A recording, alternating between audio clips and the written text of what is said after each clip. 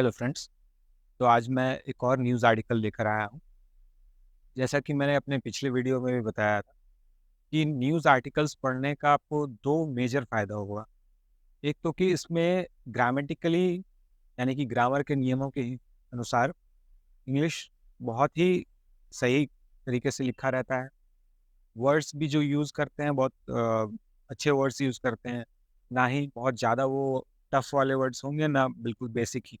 Medium level के words जो आपको किसी भी कॉम्पिटिटिव एग्ज़ाम्स में पूछा जाता है। गवर्नमेंट एग्ज़ाम हो या कोई भी प्राइवेट, हर जगह। और बातचीत करने में भी वो बहुत ही कंफर्टेबल होते हैं वो वर्ड्स।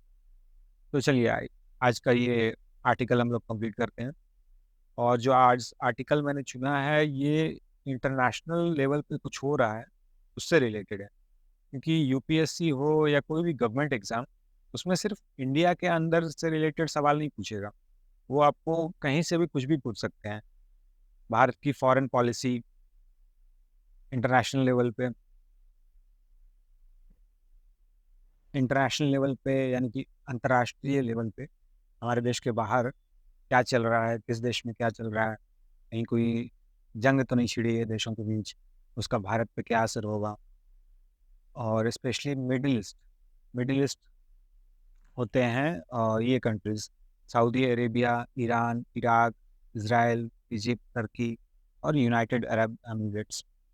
तो इनमें अगर कुछ होता है तो उसका सीधा-सीधा असर तेल की कीमतों पर पड़ेगा, क्योंकि इन्हीं कंट्रीज़ से तेल निकाल कर पूरी दुनिया को सप्लाई किया जाता है। तो अगर इनके बीच में किसी तरह का कुछ प्रॉब्लम है तो सीधा असर पड़ेगा तेल की कीमत। तो चलिए आज का आर्टिकल देखते हैं। ये पर्सपेक्टिव पर्सपेक्टिव का मतलब होता है परिप्रेक्ष्य, नज़रिया, दृष्टिकोण। तो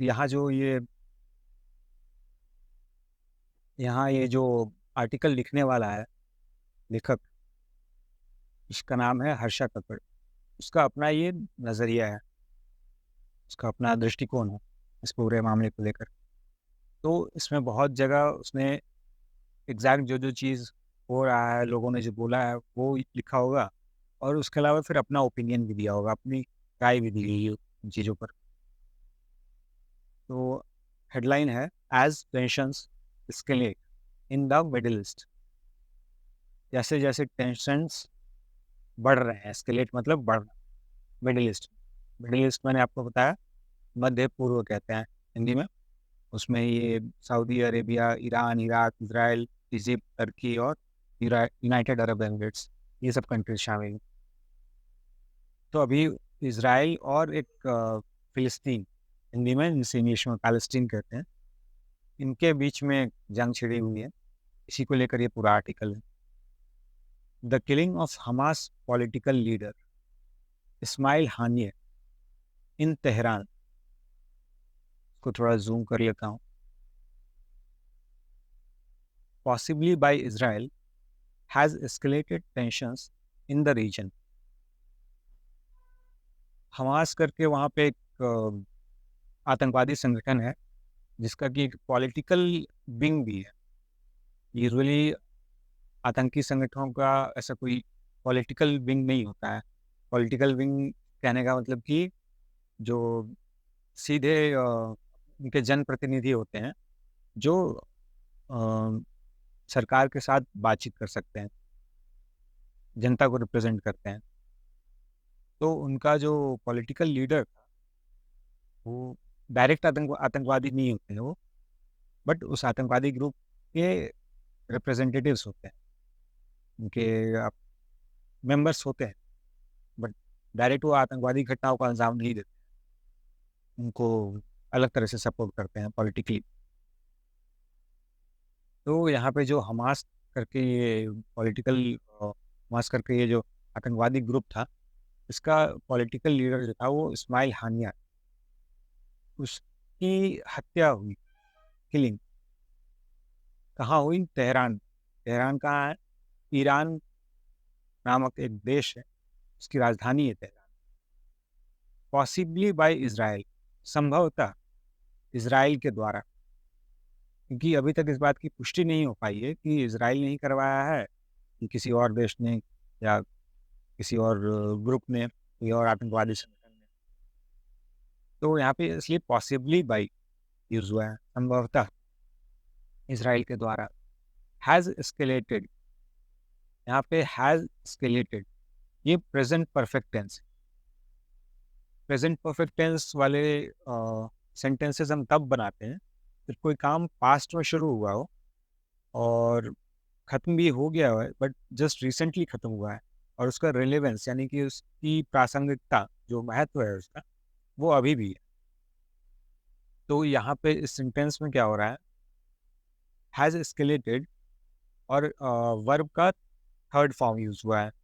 थर्ड फॉर्म यूज़ होता है परफेक्ट टेंस वाले सेंटेंसेस में। एस्केलेट जो वर्ब है उसका थर्ड फॉर्म है, यानी पास्ट पार्टिसिपल वाला जो फॉर्म है वो है एस्केलेटेड।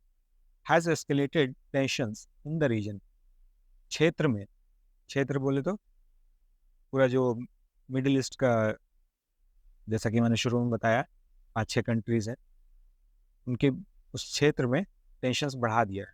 एस्केलेट मतलब बढ़ा रहा। और ये जो सेंटेंस है, the killing of Hamas political leader has escalated tensions in the region, ये एक पैसिव वॉइस है। अब पैसिव वॉइस क्यों है, ये समझने के लिए हमें ये जानना ज़रूरी है कि एक्टिव वॉइस क्या होता है। एक्टिव वॉइस वाले सेंटेंसेस तब होते हैं जब पूरा फोकस, पूरा जोर जो करता होता है, डूअर, करने वाला, उस पे होता है उस सेंटेंस में। फॉर एग्जांपल अगर यहाँ पे कुछ इस तरह से होता, मोसाद एजेंट और XYZ कोई भी killed Hamas political leader Ismail Haniyeh in Tehran, तो डायरेक्ट वहाँ जो डूअर था, सब्जेक्ट जो करता था, वो पर्टिकुलर व्यक्ति था, कोई भी XYZ व्यक्ति, जिसने इस व्यक्ति को मारा, इस्माइल हानिया को। तो वो सेंटेंस एक एक्टिव सेंटेंस होता। लेकिन यहाँ पे है the killing of Hamas political leader, ये जो हमास पॉलिटिकल लीडर था इस्माइल हानिया, इसकी जो हत्या जो हुई, ये घटना, ये हत्या होने वाली घटना, ये इवेंट, यहाँ पे इस सेंटेंस में इस पे ज़्यादा जोर दिया गया है। The killing of Hamas political leader has escalated tensions in the region, उसकी हत्या की वजह से क्या हुआ, क्षेत्र में टेंशन बढ़ गया। तो क्योंकि यहाँ पे जो हत्या हुई है उस पे जोर है, ना कि करने वाले पे, जिसने हत्या की है। कोई भी XYZ हो सकता है, यहाँ पे मेंशन नहीं है, यहाँ पे उसके बारे में बताया नहीं गया। तो यही कारण है कि ये पैसिव वॉइस है। Ismail was in Tehran for the swearing in, swearing in का मतलब होता है शपथ ग्रहण, of the new Iranian president Masoud Pezeshkian, Pezeshkian, Masoud Pezeshkian, also attended by Indian cabinet minister Nitin Gadkari. जैसा कि आप लोगों को मालूम होगा, नितिन गडकरी हमारे रोड एंड ट्रांसपोर्ट मिनिस्टर है, कैबिनेट मिनिस्टर है वो। कैबिनेट मिनिस्टर कौन होता है, एक तो वो केंद्रीय मंत्री होगा, भारत सरकार का सेंट्रल गवर्नमेंट का मंत्री होगा। दूसरा कि वो प्रधानमंत्री का जो बिल्कुल क्लोज ग्रुप होता है मंत्रियों का, जिसपे कि प्रधानमंत्री सबसे ज़्यादा विश्वास करते हैं, किसी भी चीज़ के लिए सलाह लेते हैं उनसे। देश के अंदर के मुद्दे हों या अंतर्राष्ट्रीय मुद्दे हों, हर चीज़ पे जो कोर कमेटी होती है, इसको कोर कमेटी भी कहा जाता है, उसमें जो मिनिस्टर्स होते हैं उनको कैबिनेट मिनिस्टर कहते हैं। तो हमारे जो नितिन गडकरी थे, वो भी उस शपथ ग्रहण समारोह में शामिल होने गए हुए। किसका शपथ ग्रहण था, मसूद पेज़ेश्कियन करके ये व्यक्ति हैं, जो हाल ही में ईरान के नए प्रेसिडेंट बने हैं, ईरान के नए राष्ट्रपति बने। इनके जो पिछले राष्ट्रपति थे, उनकी जस्ट कुछ दिनों पहले ही हत्या हुई थी। वो भी एग्जैक्टली अभी तक क्लियर नहीं है कि वो हेलीकॉप्टर क्रैश अपने आप हुआ था, या हेलीकॉप्टर या विमान क्रैश जो भी था, वो अपने आप हुआ था या करवाया गया।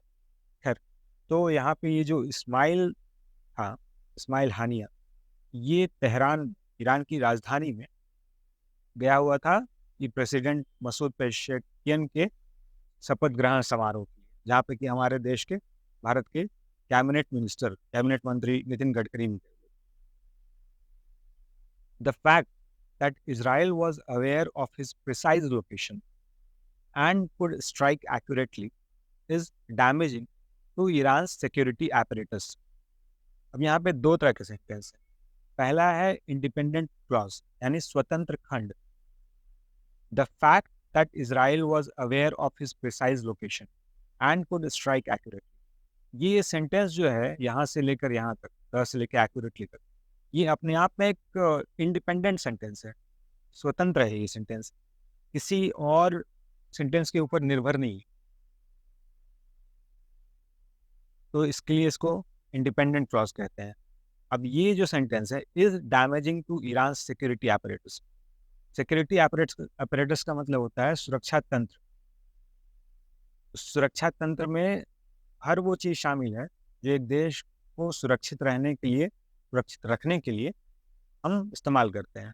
इसमें आपके जितने भी इंटेलिजेंस वाली एजेंसीज हैं, जैसे इंडिया में रॉ है, आईबी है, इंटेलिजेंस ब्यूरो, ये सब आ गया। अपने आर्म्ड फोर्सेस के जो इंटेलिजेंस यूनिट हैं ये आ गए, और हर तरह का इक्विपमेंट इन इंटेलिजेंस एजेंसीज के द्वारा हर तरह के जो इक्विपमेंट्स यूज़ किए जाते हैं, किसी भी तरह का टूल्स, वो सभी उसी सुरक्षा तंत्र में आते हैं। जितने भी आर्म्ड फोर्सेस हैं सभी उसी का हिस्सा है। तो जो ईरान का ये सुरक्षा तंत्र था, इसका इमेज डैमेज होता था, खराब हो रहा था, डैमेज मतलब क्षतिग्रस्त हो रहा था। क्यों हो रहा था? क्योंकि इजराइल के पास बिल्कुल प्रिसाइज लोकेशन यानी सटीक, प्रिसाइज मतलब सटीक लोकेशन था। लोकेशन मतलब इस व्यक्ति का कहाँ पे है वो, इसकी सूचना थी इजराइल के पास, और बिल्कुल सटीकता से हमला किया, एंड कुड स्ट्राइक एक्यूरेटली। तो ये जो फैक्ट था, फैक्ट मतलब होता है तथ्य, ये तथ्य जो था, ये सच जो है कि इजराइल के पास इस व्यक्ति का ये जो हानिया है, इसका बिल्कुल सटीक लोकेशन भी था और सटीकता से हमला भी। ये फैक्ट ईरान के जो सुरक्षा तंत्र है उसको डैमेज कर रहा है। अब यहाँ पे ये जो येलो में सेंटेंस है ये बिल्कुल इंडिपेंडेंट है, जो ब्लू में सेंटेंस है वो डिपेंडेंट है इस येलो वाले सेंटेंस के ऊपर। ईरान का सुरक्षा तंत्र इसलिए डैमेज हो रहा है क्योंकि ये चीज़ हुआ, इजराइल के पास जो लोकेशन की जानकारी थी और उसने हमला। ये सेंटेंस नहीं होता अगर ये सेंटेंस नहीं होता। अगर इजराइल के पास सुरक्षा उसकी सटीक लोकेशन नहीं होती, सटीकता से उसने हमला नहीं किया होता, तो ईरान का सुरक्षा तंत्र डैमेज ही नहीं होता। जो इमेज है उसका ईरान का सुरक्षा तंत्र का, वो क्षतिग्रस्त नहीं होता, वो खराब नहीं होता वो इमेज। क्योंकि ये सेंटेंस इस चीज़ के होने पर निर्भर करता है, इसीलिए ये डिपेंडेंट क्लॉज, आश्रित खंड, ये आश्रित है इस चीज़ के होने पर, जबकि ये सेंटेंस बिल्कुल अपने आप में स्वतंत्र है। इसके होने का किसी और चीज़ पे डिपेंडेंसी नहीं है, किसी और चीज़ के ऊपर आश्रित नहीं है ये चीज़ होना। आगे बढ़ते हैं। The Iranian president commented. अब यहाँ पे ये जो रिपोर्टर है हर्षा कक्कड़, पहला सेंटेंस इसका है, the Iranian president commented. Iran के जो प्रेसिडेंट हैं उन्होंने कमेंट किया है। यहाँ तक जो सेंटेंस है ये द से लेके कमेंटेड तक, ये इनडायरेक्ट स्पीच है, जबकि इसके बाद का जो सेंटेंस होगा यहाँ यस्टरडे से लेके ये एक्शन तक, ये डायरेक्ट स्पीच है, क्योंकि ये डायरेक्टली वर्ड टू वर्ड एक एक शब्द जो ईरान के प्रेसिडेंट ने बोला है वही इस रिपोर्टर ने लिखा है। आइए पढ़ते हैं इसको।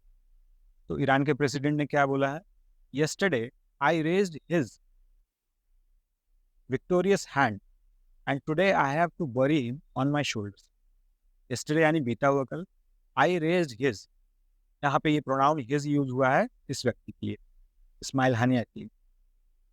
आई raised his victorious hand, victorious मतलब जीता हुआ, इसका जीता हुआ हाथ मतलब इसका हाथ उठाया इस व्यक्ति का जो अपने एजेंडे पे जो ये सोच रखता था जिस तरह की, उस पर वो जीत रहा था, ऐसा इस प्रेसिडेंट को लगता है। तो कल ये उसका हाथ उठाकर लोगों का अभिवादन कर रहा होगा। And today I have to bury on my shoulder, और आज मुझे इसको दफ़न करना पड़ रहा है अपने कंधों पर। क्यों दफ़न करना पड़ रहा है? क्योंकि ये इसकी हत्या हो गई है। तो वही यहाँ पे प्रेसिडेंट कह रहा है कि कल ये मेरे साथ खड़ा था, हाथ में हाथ मिला रहे थे हम लोग और आज इसको मुझे दफ़न करना पड़ा है। The Islamic Republic of Iran will defend its territorial integrity, honor, dignity, and pride, and make the terrorist occupiers regret their cowardly action. उसके बाद ईरान के प्रेसिडेंट कहते हैं कि the Islamic Republic of Iran, जो कंट्री ईरान है उसका पूरा नाम है Islamic Republic of Iran, will defend it's territorial integrity. Territorial integrity का मतलब होता है क्षेत्रीय अखंडता। क्षेत्रीय अखंडता कहने का मतलब कि वो जो पूरा मिडिल ईस्ट का क्षेत्र है, रीजन है, उसमें कहीं भी कुछ किसी के साथ जंग ना हो, युद्ध ना हो, मनमुटाव ना हो। तो ये अखंडता बनाए रखने के लिए और अपनी ऑनर, डिग्निटी एंड प्राइड, अपनी सम्मान, गरिमा और गौरव को बचाए रखने के लिए एंड मेक द टेररिस्ट ऑक्यूपायर्स, जो ये आतंकवादी लोग हैं, ये ईरानियन प्रेसिडेंट कह रहा है इज़राइल के लोग, इज़राइल कि ये जो इज़राइल ने हमारी धरती पर कब्जा कर रखा है, टेररिस्ट ऑक्यूपायर्स। ऑक्यूपायर्स मतलब होता है जो ऑक्यूपाई करते हैं। ऑक्यूपाई करने का मतलब कब्जा कर लेना गलत तरीके से। And make the terrorist occupiers regret, regret मतलब होता है पछताना, देयर कावर्डली एक्शन। कावर्डली बोले तो कायरतापूर्ण। तो ईरान के प्रेसिडेंट कह रहे हैं कि ईरान अपने क्षेत्रीय अखंडता को बनाए रखने के लिए, अपने सम्मान को, अपने गौरव को, अपनी गरिमा को बनाए रखने के लिए और ये जो गलत तरीके से इन आतंकवादियों ने कब्जा कर रखा है हमारी ज़मीन पर, उसको उनको पछताना पड़ जाए उनके कायरतापूर्ण हरकत के लिए, तो उसके लिए ये डिफेंड करेगा अपने देश को, हर तरह से डिफेंड करेगा मतलब सुरक्षित रखेगा।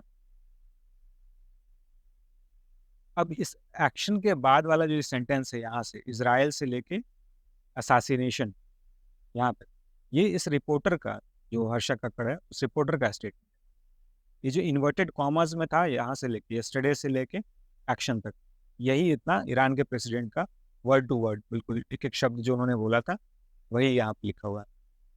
अब इसके बाद रिपोर्टर कहता है, Israel on it's part has neither denied nor accepted responsibility for the assassination. Assassination मतलब होता है हत्या। तो इज़राइल ने ना तो डिनाई किया, डिनाई करने का मतलब होता है मना करना, ना ही एक्सेप्ट किया, नॉर जो है ये कंजंक्शन। कंजंक्शन क्या होता है? पार्ट्स ऑफ स्पीच, स्पीच में अगर आपने पढ़ा होगा तो कंजंक्शन दो वर्ड्स को, दो फ्रेजेस को, दो सेंटेंसेस को जोड़ता है और एक मीनिंगफुल सेंटेंस बनाता है। तो यहाँ पे डिनाइड और एक्सेप्टेड को जोड़ रहा है, नॉर कंजंक्शन है, वो कंजंक्शन का रोल प्ले कर रहा है। तो इज़राइल ने ना तो मना किया है और ना ही एक्सेप्ट किया है इस व्यक्ति की हत्या, कि हाँ भाई मैंने किया है या मैंने नहीं किया है, दोनों चीज़ नहीं कह रहा है। रिस्पॉन्सिबिलिटी फॉर द असैसिनेशन, हत्या की जिम्मेदारी ना तो ले रहा है ना मना कर रहा है।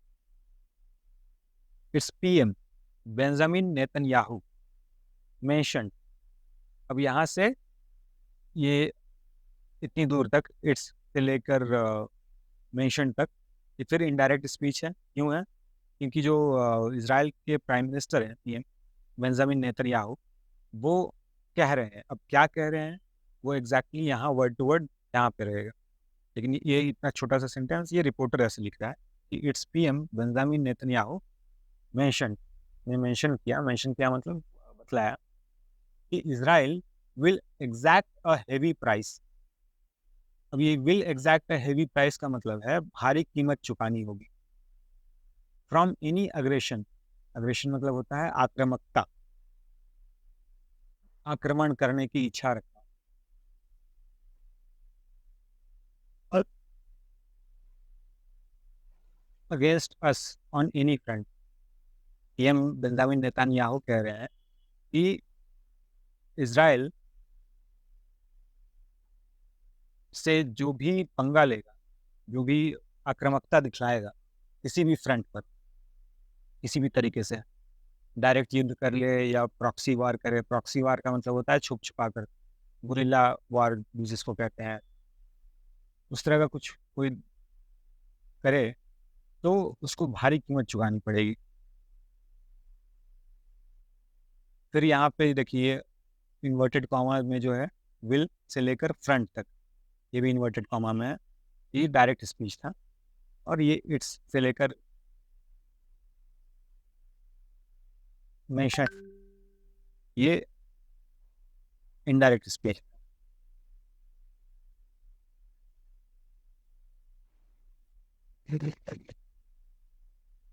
आगे देखते हैं। ही did not mention the smile incident. अब यहाँ से रिपोर्टर का ये स्पीच शुरू हो गया है। वो कह रहा है कि ही ही किसके लिए यूज हुआ है यहाँ पे? पीएम बेंजामिन नेतन्याहू के लिए। ही did not mention the smile incident. PM ने बेंजामिन नेतन्याहू जब अपना भाषण दे रहे थे, तो उन्होंने इस व्यक्ति की हत्या से रिलेटेड कोई बात नहीं की। He did not mention the smile incident. Smile वाली जो घटना थी उससे रिलेटेड कोई बात नहीं। Israel's spokesperson refuse to comment on the subject. हर एक देश का एक स्पोक्स पर्सन होता है जो उस देश के तरफ से कुछ बोलता है, मीडिया से बात करता है। तो इजराइल का जो स्पोक्स पर्सन था, उसने रिफ्यूज कर दिया इस सब्जेक्ट पर किसी भी तरह के कमेंट करने से। कौन सा सब्जेक्ट? ये इस्माइल हानिया की मृत्यु, की हत्या का सब्जेक्ट। रिफ्यूज करना मतलब मना। It had already announced its intent to eliminate Ismail immediately after the 7 October 2023 attacks. It had already announced. अब यहाँ पे ऑलरेडी जो है वो एडवर्ब का रोल प्ले कर रहा है, और हैड अनाउंस्ड, अनाउंस्ड, ये अनाउंस जो वर्ड है उसका थर्ड फॉर्म है वर्ब का, पास्ट पार्टिसिपल वाला फॉर्म। ईडी लग के बना है अनाउंस में, और उसके साथ हैड लग गया, तो ये पास्ट परफेक्ट टेंस वाला एक सेंटेंस बना रहा है। यानी कि ऐसा सेंटेंस जिसमें एक्शन पास्ट में शुरू हुआ और फास्ट में ही खत्म हो गया। तो वो एक्शन था क्या? It had already announced its intent, intent मतलब इरादा, टू एलिमिनेट, एलिमिनेट मतलब होता है खत्म करना। किसको खत्म करने का इरादा जताया था? यहाँ पे इट जो है वो इजराइल के लिए यूज हो रहा है, पूरी कंट्री के लिए।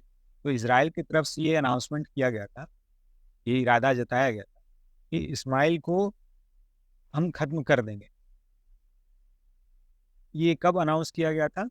Immediately after the 7 October 2023 attacks. अगर आप लोगों ने पढ़ा होगा, पिछले साल की बात है, 7 अक्टूबर 2023 को जो आतंकवादी ग्रुप है हमास, पैलेस्टीन का आतंकवादी ग्रुप है, पैलेस्टीन में इसका गढ़ है, उन लोगों ने एक साथ 5,000 रॉकेट इजराइल पर बरसाए 7 अक्टूबर 2023 को।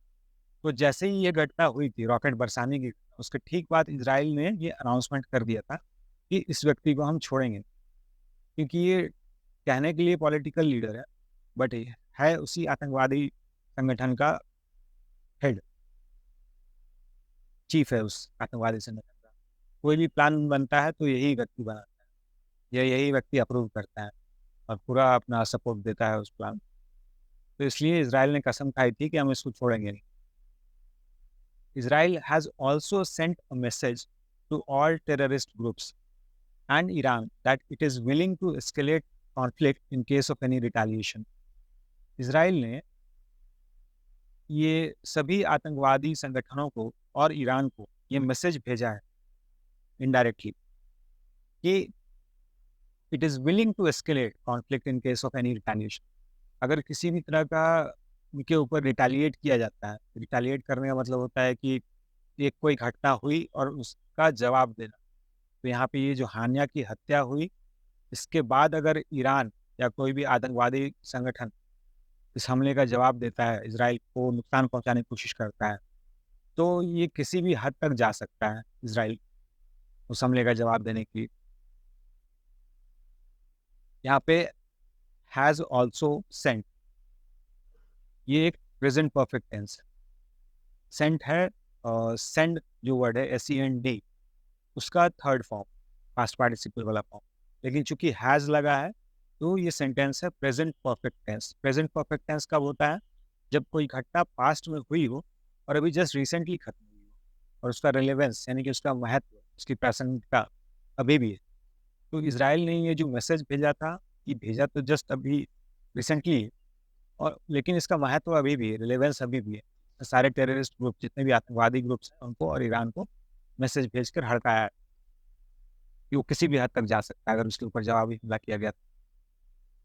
This was the third major assassination, this was the third major assassination on the same day. This यहाँ पे रिप्रेजेंट कर रहा है असैसिनेशन को। असैसिनेशन का मतलब होता है हत्या, पॉलिटिकल मर्डर हो या दुश्मनी किसी भी तरह की हो, उस तरह के असैसिनेशन को, उस तरह की हत्याओं को, उस तरह के मर्डर्स को असैसिनेशन।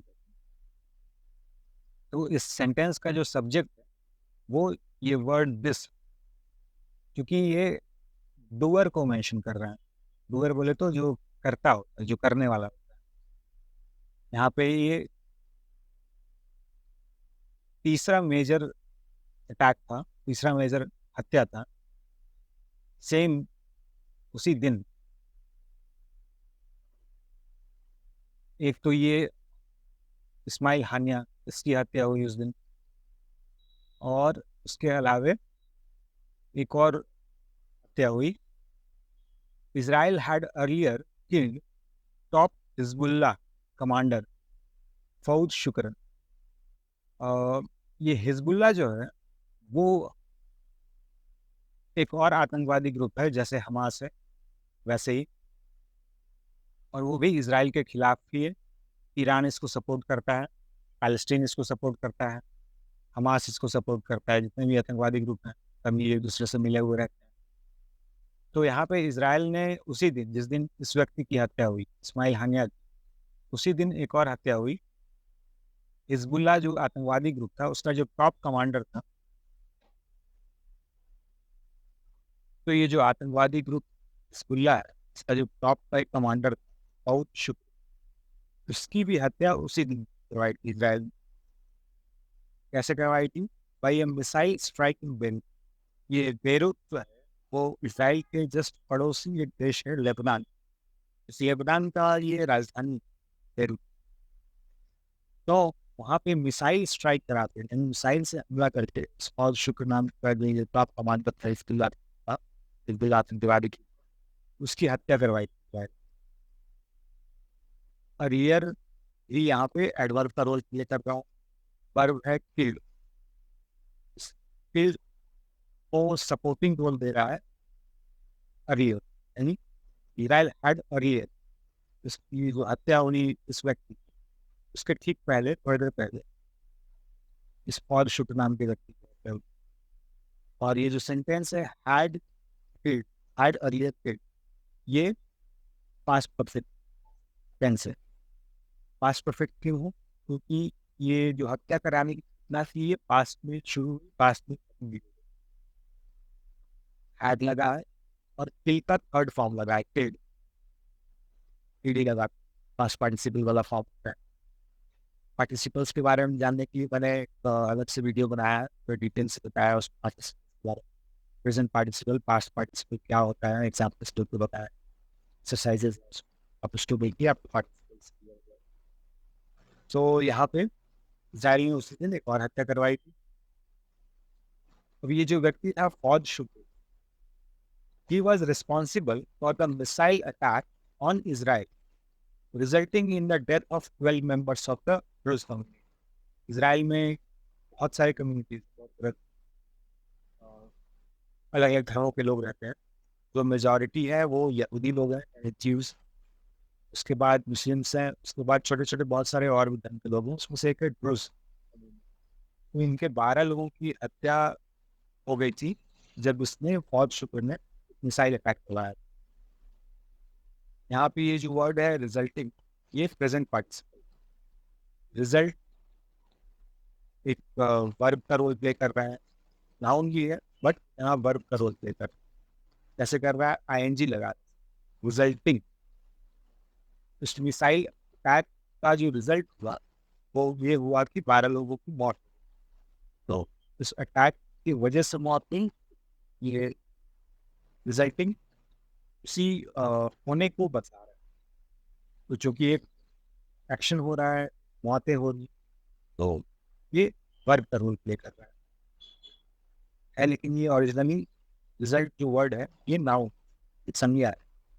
लेकिन पार्टिसिपल्स का यही इंटरेस्टिंग फैक्ट है कि वो किसी भी चीज को वर्ब बना देता है, आईएनजी या ईडी या डी या तरह क्लॉज।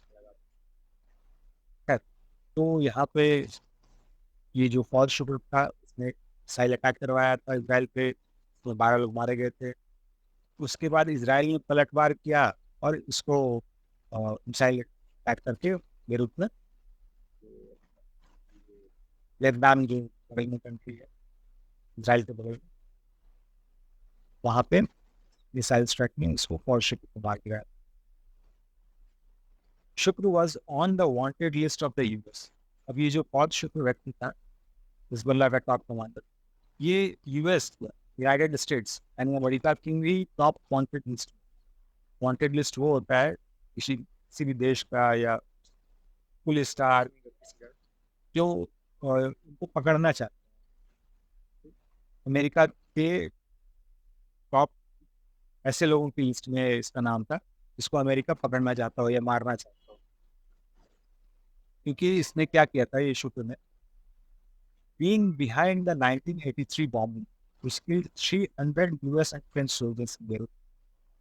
1983 में इस फौज शुक्र नाम के इस व्यक्ति ने क्या किया था? बॉम्बिंग किए अमेरिकी और फ्रांस के सोल्जर्स को। इसमें भी 300 अमेरिकी और फ्रेंच सोल्जर्स मारे गए। फ्रांस की सेना भी थी और अमेरिका की सेना। तो 1993 में इसने बम मार कर 300 अमेरिकी और फ्रेंच सोल्जर्स को मार डाला था पेरू, लेबनान। लेबनान का राजधानी है पेरू। चलिए, तो ये आज का मैं यहीं पे एंड कर रहा हूँ। ये बहुत लंबा चौड़ा आर्टिकल है, इसमें और बहुत ज़्यादा टाइम लगेगा। आज के लिए ये सफिशिएंट है। आप इसको फिर से एक बार गो थ्रू कीजिए मेरे वीडियो को, एक चीज़ जो मैंने बताया है इससे देख के समझिए, मैं खुद के एग्जाम्पल बताने की कोशिश कीजिए, तो आपको और मजा आएगा आर्टिकल्स पढ़ने में। मैं फिर से रिपीट कर रहा हूँ, न्यूज़पेपर के आर्टिकल्स पढ़ने का दो बहुत इंपॉर्टेंट फ़ायदा होता है। एक तो कि आपका इंग्लिश स्ट्रॉन्ग होगा, क्योंकि इसमें ग्रामेटिकली यानी ग्रामर के नियमों के अनुसार बहुत ही अच्छी इंग्लिश है। दूसरा कि वोकैबुलरी भी और स्ट्रॉन्ग होगा, आप नए नए शब्दों की मीनिंग सीख। और तीसरा सबसे बड़ा जो आपने इम्प्रूवमेंट आएगा वो करंट अफेयर्स आपका सुधरेगा। किसी भी गवर्नमेंट एग्जाम्स में रिटन में हो या ओरल इंटरव्यू, हर जगह करंट अफेयर्स से रिलेटेड सवाल पूछे जाते हैं।